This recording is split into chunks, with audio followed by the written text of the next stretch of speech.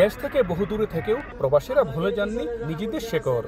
জামালপুরের ঐতিহ্যবাহী জামাই মেলা এবার প্রথমবারের মতো আয়োজন হলো কুয়েতে। জামালপুর একতা কুয়েত প্রবাসী সংগঠনের উদ্যোগে শুক্রবার বিকেলে মোর অঞ্চল হিজিলের এক রিসোর্টে জমে ওঠে মেলাটি। দুপুর থেকেই নারী, পুরুষ ও শিশু মিলে উপস্থিত হন, আর গ্রামীণ উৎসবের প্রাণবন্ত পরিবেশ ছড়িয়ে পড়ে প্রবাস জীবনে। জামালপুর জেলার ঐতিহ্যবাহী জামাই মেলা কুয়েতে যে উপস্থাপন করছে, এটাতে আমরা অত্যন্ত খুশি। অন্যান্য জেলার প্রবাসীদের জন্যও এই আয়োজন ছিল এক ব্যতিক্রমধর্মী অভিজ্ঞতা।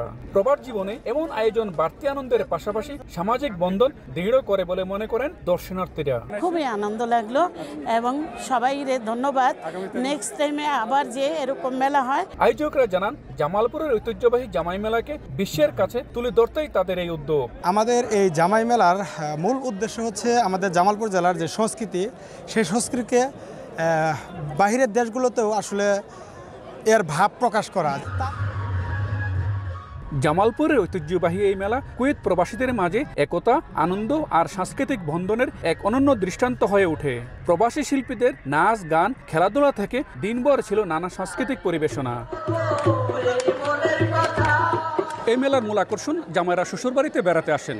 মেলাটি জামাইদের জন্য সম্মান ও ভালোবাসার প্রতীক হিসাবে পরিচিত হলেও কুয়েতে প্রবাসীদের মধ্যে এই মেলা সাংস্কৃতিক ও সামাজিক মিলন মেলায় রূপ নেয়। কুয়েতের হিজিল থেকে মঈন সুমন, সময় সংবাদ।